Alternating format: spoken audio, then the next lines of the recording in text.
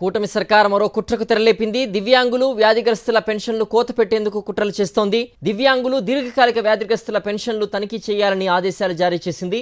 మొత్తం 8,18,900 పెన్షన్లు తనిఖీకి ఉత్తర్వులు జారీ చేసింది.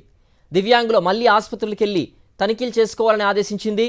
పక్షవాతం పేషెంట్ల పట్ల కూడా కనికరం చూపకుండా పెన్షన్ల కోత పెట్టేందుకు తనిఖీ నెపంతో కుట్రలు చేస్తోంది కూటమి సర్కార్ మరో కుట్రకు తెరలేపింది. దివ్యాంగులు వ్యాధిగ్రస్తుల పెన్షన్లు కోత పెట్టేందుకు కుట్రలు చేస్తోంది. దివ్యాంగులు దీర్ఘకాలిక వ్యాధిగ్రస్తుల పెన్షన్లు తనిఖీ చేయాలని ఆదేశాలు జారీ చేసింది. మొత్తం 8,18,900 పెన్షన్లు తనిఖీకి ఉత్తర్వులు జారీ చేసింది.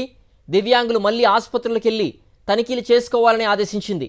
పక్షవాతం పేషెంట్ల పట్ల కూడా కనికరం చూపకుండా పెన్షన్లు కోత పెట్టేందుకు తనిఖీ నెపంతో కుట్రలు చేస్తోంది కూటమి సర్కార్. మరింత సమాచారం మా ప్రతినిధి సతీష్. దివ్యాంగులు వ్యాధిగ్రస్తుల పెన్షన్లు తనిఖీ చేయాలంటూ ఆదేశాలు జారీ చేసింది. మళ్ళీ మెడికల్ సర్టిఫికెట్లు తీసుకునే విధంగా కూడా ఈ ఉత్తర్వుల్లో ఉన్నట్టుగా తెలుస్తోంది. పూర్తి అప్డేట్స్ ఏంటి?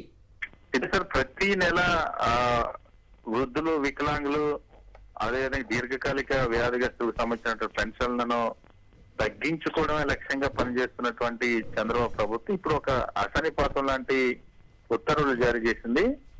సెర్ప్ అన్ని జిల్లాలకు సంబంధించినటువంటి కలెక్టర్లు, డిఆర్డిఏ పీడీలకు ఒక ప్రత్యేకమైనటువంటి ఆదేశాలు జారీ చేసింది. ఆ ఆదేశాలకు అనుగుణంగా రాష్ట్రంలో ఉన్నటువంటి ఎవరైతే దివ్యాంగులు కోటాలో పెన్షన్ అందుకుంటున్నటువంటి దివ్యాంగులు, అదేవిధంగా పక్షవాతంతో పాటు ఇతర దీర్ఘకాలిక వ్యాధులతో మంచాన పడినటువంటి ఆరోగ్య సమస్యలతో బాధపడుతున్నటువంటి వాళ్ళు ఎవరైతే ఉన్నారో వీళ్ళందరికి సంబంధించి తనిఖీలు చేయాలని నిర్ణయించింది.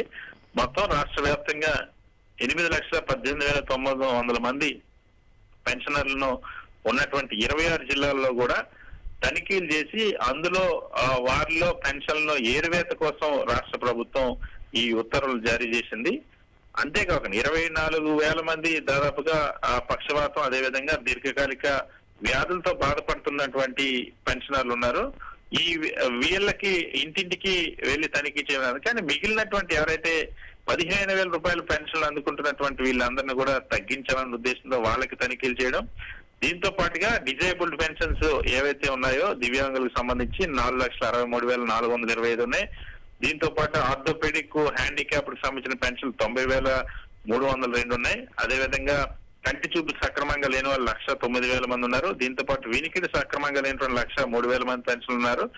మానసిక సమస్యలతో బాధపడుతున్న వాళ్ళు 19,000 మంది. వీళ్ళందరినీ కూడా తనిఖీలు చేసి ఇందులో కూడా ఎక్కడైతే పెన్షనర్లు వీళ్ళందరూ కూడా ఆసుపత్రులకు వెళ్లి జిల్లా స్థాయి కమిటీలో సమీపమైనటువంటి ఆసుపత్రుల్లో వెళ్లి మళ్ళీ తనిఖీలు చేసుకోవాలని, ఖచ్చితంగా మళ్ళీ సర్టిఫికేట్ మరొకసారి, అంటే ఎంత అవమానకరమైనటువంటి పరిస్థితి అంటే ఈ రాష్ట్రంలో ఉన్నటువంటి పెన్షన్ పొందుతున్న దివ్యాంగులు మళ్ళీ వెళ్లి తాము దివ్యాంగులమే, మాకు అంగవైకల్యం ఉందని రుజువు చేసుకుని సర్టిఫికేట్ తీసుకొస్తే గానీ పెన్షన్ ఇవ్వమన్న అంశాన్ని ప్రభుత్వం చెప్తుంది. మరొకవైపు దీర్ఘకాలికమైనటువంటి వ్యాధులతో మంచాన పడినటువంటి ఉన్న వాళ్ళు సైతం కూడా క్షమించలేదు. వాళ్ళు కూడా ఇంటి డోర్ టు డోర్ వెరిఫికేషన్ లో తనిఖీ చేయించుకోవాల్సిందే అని, అదేవిధంగా పక్షవాతంతో బాధపడుతున్న వాళ్ళు తనిఖీ చేయించుకోవాల్సింది చెప్తుంది. సో ఇప్పటికే దాదాపుగా పెన్షన్లు గతంలోనే 3 లక్షలకు పైగా పెన్షన్లని కోత వేయడానికి రాష్ట్ర ప్రభుత్వం ఇప్పటికే ఒక సర్వే నిర్వహించింది. దానికోసమే దాని కొనసాగింపుగానే ఈ సర్వే నిర్వహిస్తుందన్నటువంటి ఆందోళన పెన్షనర్లు ఉంది. ఇప్పటికే